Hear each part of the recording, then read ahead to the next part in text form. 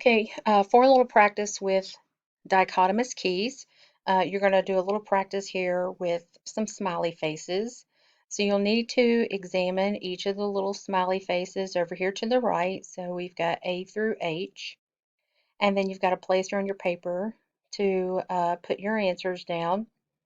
Now, again, with dichotomous keys, you're going to start at the beginning with the first set of two possibilities or two characteristics and work your way down through the list until you find the correct name. So you always start with step number one and work your way down. So even if I start with H, I'm still going to start with step number one and I'm going to ask myself, so if I look at H, I'm going to say, are the teeth visible? Are the teeth not visible? Well, I don't see any teeth. So teeth are not visible. I'm going to go to 4.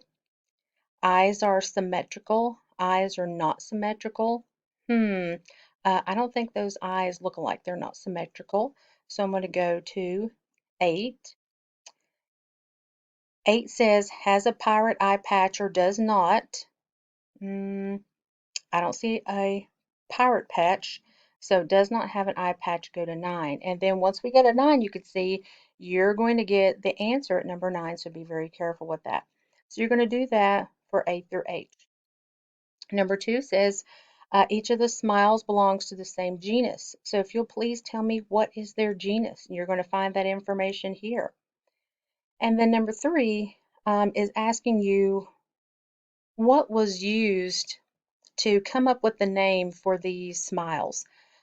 Sometimes organisms might be named for who discovered them or where they were found, or maybe something that describes the organism. So which of those three were used to come up with the name for these smiles?